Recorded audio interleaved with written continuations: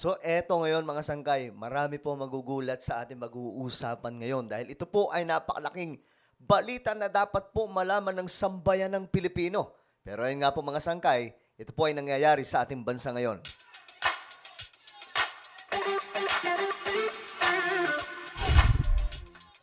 Hello, what's up mga sangkay? Ako muli ito nagbabalik dito sa ating channel. Magandang oras po sa lahat ng mga kababayan po natin, sa lahat ng mga nanonood ngayon. I hope na ayos lamang po tayo dyan, mga sangkay. At eto nga po ang balita. Dapat po ninyo itong malaman sapagkat pare-parehas po tayong Pilipino. At syempre, tinitingnan po natin ngayon kung ano ang ginagawa ng ating pamahalaan. Ngayon, ito po yung bagong update patungkol po dito sa world-class pabahay ni PBBM. Naku, marami po magugulat ngayon.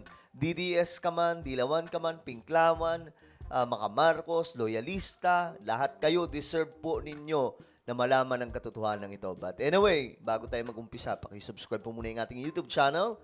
Ayan, tayo po ay road to 2 million subscribers na, no? Parami po tayo ng parami dito sa YouTube. So kung gusto mong mapabilang sa dumaraming bilang na mga solid sangkay, ngayon din, ang gawin nyo, i-click nyo po yung subscribe button na makikita po sa baba ng video na to. I-click nyo po yung bell at i-click nyo po yung all. At sa mga nanonood naman po sa Facebook, i-follow nyo po yung ating Facebook page. Shoutout nga pala sa lahat ng mga solid sangkay na nanonood ngayon. Mag-comment po kayo sa ibaba ng hashtag solid sangkay kasama po ang inyong mga lugar. Ngayon, eto mga sangkay ang balita. Eto. Mahigit 3,000 o 3,000 pamilya sa Cebu City magkakaroon na ng bahay sa pamamagitan ng pambansang pabahay para sa mga Pilipino or 4PH program. Para po sa inyong kaalaman, ito huwag kayong makikinig sa ibang mga vlogger, mga sangkay na nagpapakalat po ng fake news na walang ginagawa yung gobyerno natin. Kapag nakikinig kayo doon, lugi kayo dahil hindi nyo maalalaman na mayroon na pala mga project dyan, masyado nyong naisang tabi. Kasi nga, nakinig kayo doon eh. Ngayon, ito mga sanggay ang balita. Mahigit 3,000 na pamilya daw po ito sa Cebu na magkakaroon ng pabahay.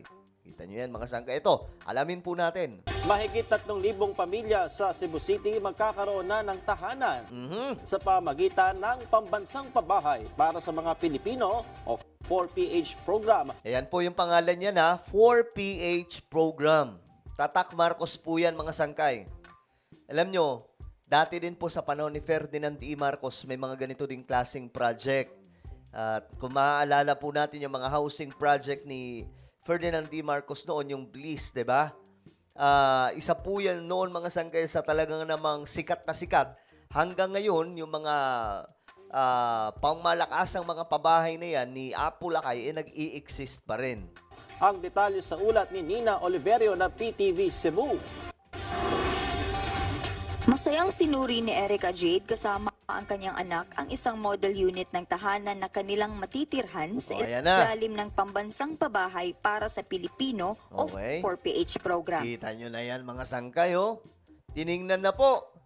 Formal na kasing nilagdaan ng LGU ng Cebu City at ng Department of Human Settlement and Urban Development ang Memorandum of Agreement para sa pagpapatayo ng 19 na gusali na may 3,054 Ayan, oh. Ito po yung mga sangkay, ito po yung design niya. units sa Barangay Pulang Bato, Cebu City. O, ayan ha. Barangay Pulang Bato, Cebu City.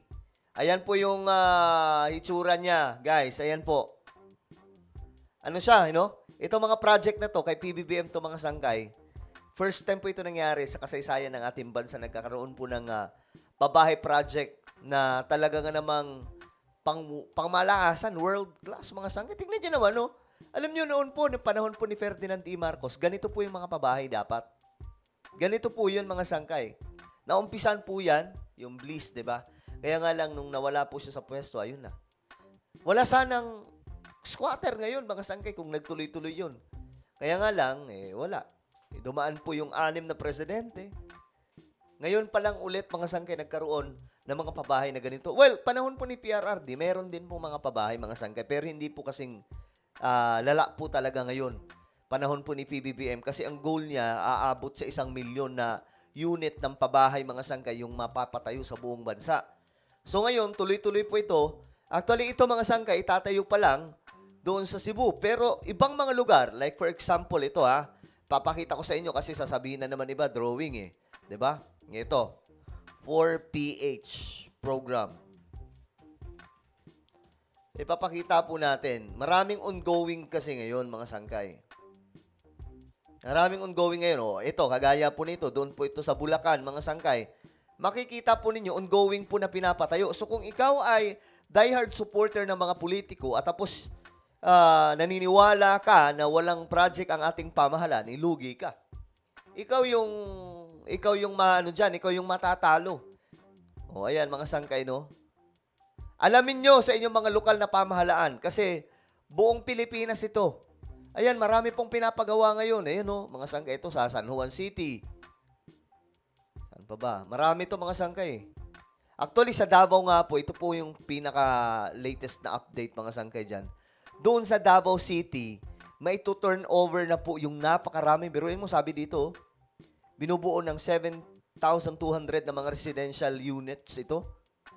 Doon po sa Davao. Davao City. Isipin nyo, lugar po yan ng binabatikos-batikos si PBBM, di ba? Pero hindi kinalimutan ni Pangulong Bongbong Marcos. Marami ito mga sangkay, maraming pinapagawa ngayon. Ito, saan naman to?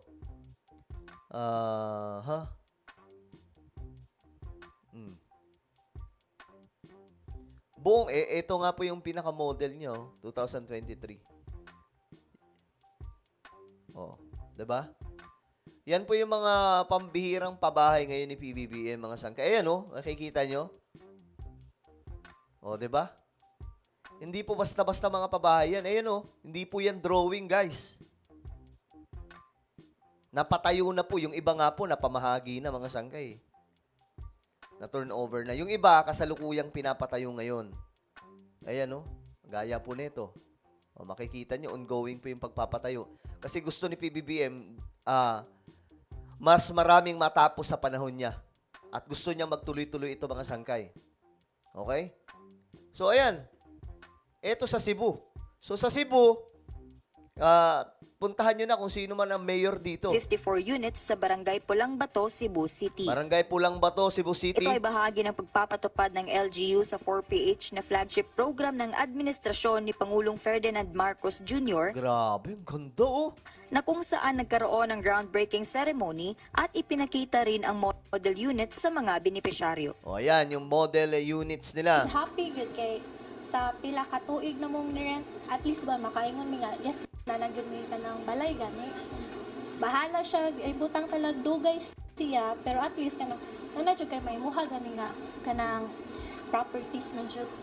Nasa 25 metro kwadrado ang sukat ng bawat unit na babayaran ng mga benepisyaryo ng 4,386 pesos kada buwan. Ito mga sangkay, sobrang mura na ito para po sa ganyang klaseng pabahay. Ang ginawa kasi ni PBBM, ganito. 'Di ba, yung tayo pagka pa gusto natin magkaroon ng bahay, sariling bahay, ang mahal ng babayaran per month, 'di ba?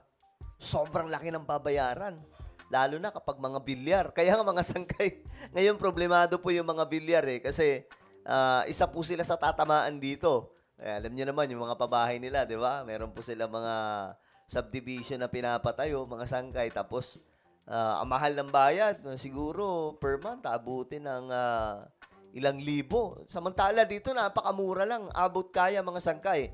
So, kumbaga, dito, ginawa ng pamamaraan ni PBBM na instead na pumunta kayo dun sa mga mamahaling bahay, siya po ang gobyerno po mismo natin ang nagtatag ng ganitong klaseng project para po maging abot kaya sa mga kababayan po natin. Kasi ang goal niya, maranasan din po ng mga kababayan natin yung ginhawa ng bahay na nararanasan din po na may mga kaya. 'Di ba, mga sangkay? Actually, pagmansang pabahay para sa Philippine program, this is the flagship project of this administration under the leadership of our His Excellency President Ferdinand Bongbong Marcos Jr. 'Di ba? He issued an executive order number 34 Executive Order number 34 declaring 4PH as the flagship program of the government. Everybody can avail provided that it will it will pass through the process from the city to our office to Pag-ibig. And ang maka-avail sa ani na to dire no, kinahanglan Pag-ibig member. Atong role ani is really the identification of the beneficiaries. And then of course ang developer, then they will have to work with the beneficiaries to get the 4,000 monthly installment pay, and then of course ang Pag-ibig sad mo bayad sad sa developer. Alam nyo guys, sa ibang bansa ganito din po yung ginagawa ng government po nila. Like for example, Singapore, Japan, China, at iba pang mga bansa, mga sangkay na malalago. Kaya walang squatter sa kanila mga sangkay. Ito po yung ginagawa po ni PBBM ngayon. 'Di ba? Of course, may mga magrereklamo pa rin, sasabihin nila, ang mahal naman ng bayad. Diyos mio Marimar, pumunta kayo dun sa mga developer na iba, like sa yung pabahay nila Villar at iba pa dyan, mga sangkay, na mga oligarko, 'di ba? Kakainin kayo ng napakamahal na pabahay nila. Diyos mio Marimar. Dito, kay PBBM, kumbaga, eto na yun. Mababa lang ang presyo, mga sangkay. Binabaan ng gusto. Hindi ko alam paano nagawa niya ito, mga sangkay. Hindi, minsan naisip ko, teka lang, dapat yung presyo nito, pagkamahal-mahal, pero bakit binagsak ng sobra naman? Ano ba? Saan ba kumukuha ng pondo nito? Sabi naman ng iba, sabi naman nila, galing daw po sa private. Iniisip ko rin, totoo kaya? Galing sa private? O baka naman galing na ito sa ng mga Marcos? Diba? Dinadaan lang sa ganitong klaseng sistema. Siyam na gusali na may 3,054 units ang itatayo sa ad ng developer. It's going to be 2 years the most.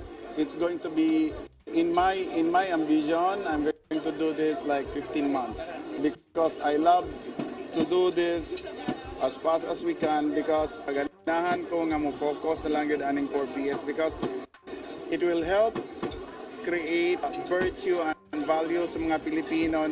Sa oras na Grabe, no? matapos ang proyekto, tatawagin itong Cebu City Residential Park. Mula sa PTV Cebu, Ninya Oliver. Ayan na nga po, mga sangkay, no?